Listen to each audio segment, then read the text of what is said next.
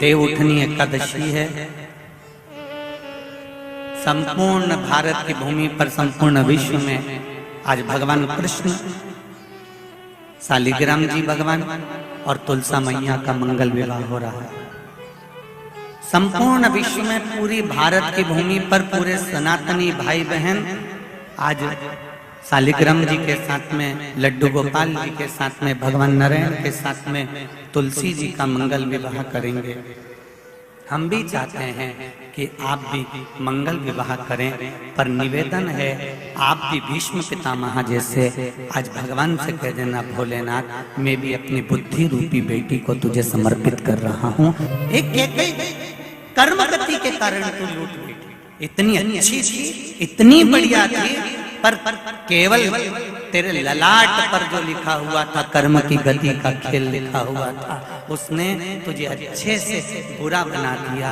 मेरा निवेदन भीकन गांव की इस पावन धरा से, घर घर में चल रही शिव महापुराण से, आस्था चैनल फेसबुक पे सुन रहे सारी बहू बेटियां और माताओं से कि न सास बुरी होती है न बहू बुरी होती है।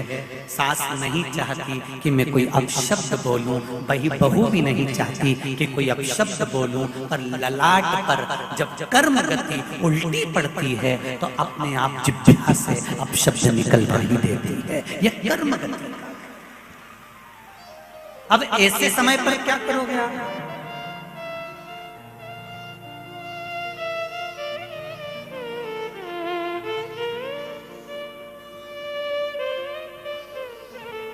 ऐसे समय पर क्या किया जाए? कार्तिक महीने में 2 वस्त्र की महत्वता होती है। ध्यान लगाना जरा, जितनी भी माताएं बैठी हैं, चाहे वो सासू माँ हो चाहे बहुएं हो, बेटियां भी कभी ना कभी बहू बनेंगी और आप भी कभी ना कभी सास बनेंगे, स्मरण में। कार्तिक महीने में 2 वस्त्र का विधान है, एक पीले कलर का वस्त्र और एक लाल कलर का वस्त्र। एक पीला वस्त्र है, एक लाल वस्त्र।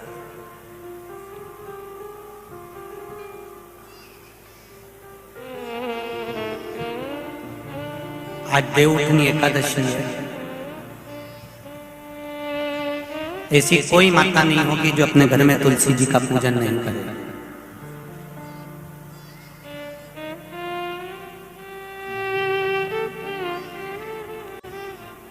घर की मां यदि आज देवउठनी एकादशी के दिन लाल वस्त्र, बैकुंठ, वैसे तो पचवीगन का महत्व बताया गया है स्कंद पुराण में, जो 5 दिन पीछे के होते हैं। आंवला नवमी से जो क्रम पचवीगन का चालू होता है, पूर्णिमा तक, बैकुंठ चतुर्दशी के क्रम तक, उसका जो महत्व, इन 5 दिनों की महत्वता वैसे स्कंद पुराण में कही गई है, पर आप समझें उसको। लाल वस्त्र अगर कार्तिक महीने में तुलसा महारानी पर ओढ़ाया जाता है और वही वस्त्र बाद में रख लिया जाता है संभाल कर, तो उस घर में किसी कर्म गति के कारण भी अगर अपशब्द निकल रहे होते हैं तो वो अपशब्द, वो वस्त्र रोक लेता है, वो वस्त्र रोकता है। कौन सा वस्त्र? लाल वस्त्र। पीला वस्त्र इन 5 दिन में अगर तुलसा महारानी को चढ़ाया जाता है और उसको रखा जाता है, तो जिस नारी के गर्भ से संतान नहीं भी हो रही होती है, उसके कक्ष में अगर वो वस्त्र कुछ दिन तक रखा रहता है तो ये निश्चित आती है कि गर्भ ठहरता जरूर है। ये पीले वस्त्र की और लाल वस्त्र की महत्वता कार्तिक महीने में। अब कई माताएं कहती हैं कि हमारे पास में लाल वस्त्र नहीं है, हमारे पास में इतना नहीं है, तो लाल कलर का लच्छा भी तो आता है, नाड़ा। बोलो आता है कि नहीं आता? लाल तुम्हारे घर में सिलाई करने का लाल कलर का धागा तो होगा, होगा ना कि नहीं होगा? लाल कलर का लच्छा तो होगा, नहीं होगा सफेद कलर का धागा तो होगा, उसको कंकु में लाल करना। पर उस वस्त्र की महत्वता को हम समझें।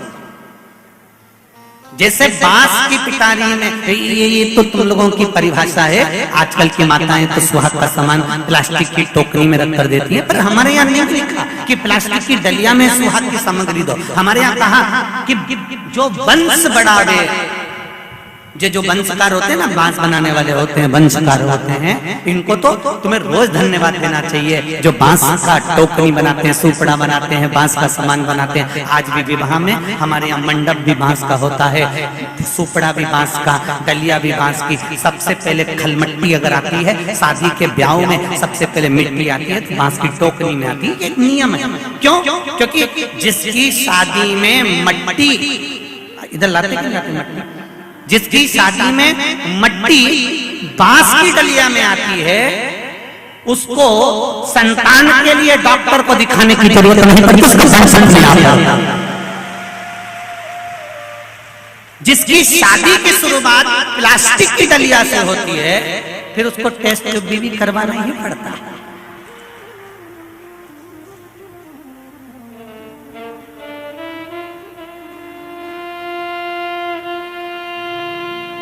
ये कुछ हमारे शास्त्रों के नियम है। अब आप उसको समझो ना समझो, चाहे उसके ऊपर हंसो, चाहे कुछ भी करो। आप चाहो तो थोड़े दिन बाद कह देना, बताओ शिवर वाला महाराज तो पगले जैसी बात करता है, तो उसमें कोई दिक्कत वाली बात नहीं है। पगले का अवार्ड हमको ही मिलने वाला है, उसमें कोई दिक्कत वाली बात नहीं। पर उसको समझो कि हमारे सनातन धर्म में ये वंशकार, बांस का सामान बनाने वाले, बांस की डलिया बनाने वाले, बांस का सुपड़ा बनाने वाले, सबसे पहले ये वंशकार हुए, फिर खवास नाई ये हुए, फिर चर्मकार हुए, जूता चप्पल बनाने वाले, फिर अन्य जितने जितने हमारे यहाँ, इनको लोग कहते हैं कि इनको हमारे यहाँ से हटा दिया, ऊंची जाति वालों ने इनको पीछे हटा दिया। कोई इनको पीछे हटाने वाला नहीं है। केवल तुम्हारी बुद्धि से लोग तुमको भ्रष्ट कर रहे हैं कि हमको नीचा दिखा रहे हैं, हमको ऊंचा दिखा रहे हैं। किसी जात में, किसी समाज में ये नहीं कहा गया कि इनको नीचा दिखाना। प्रत्येक समाज में, चाहे ब्राह्मण के घर की शादी हो, चाहे क्षत्रिय के घर की शादी हो, चाहे वैश्य के घर की शादी हो, सबसे पहले वंशकार की डलिया आती है, वंशकार आता है। सबसे पहले हमारे यहाँ अगर पादुका बनाई जाती है तो सबसे पहले चर्मकार आता है, सबसे पहले हमारे यहाँ खवास आता है। पहले इनको लाकर बिठाया जाता है। पहले संबंध भी सेठ खुद नहीं जाता था करने के लिए, खवास जाता था, वंशकार जाता था, ये जाते थे, संबंध पक्का कर आते थे और शादी हो जाती थी। ना लड़का देखता ना लड़की देखती। ये सब बाद में चालू हुआ। अब दुनिया के लोगों ने अपनी राजनीति को अखाड़ा बनाने के लिए कह दिया कि ये समाज नीची हो गई, ये समाज ऊंची हो गई, इसको पिछड़ा में कर दिया, इसको उसमें कर दिया। कोई नहीं कर रहा किसी को।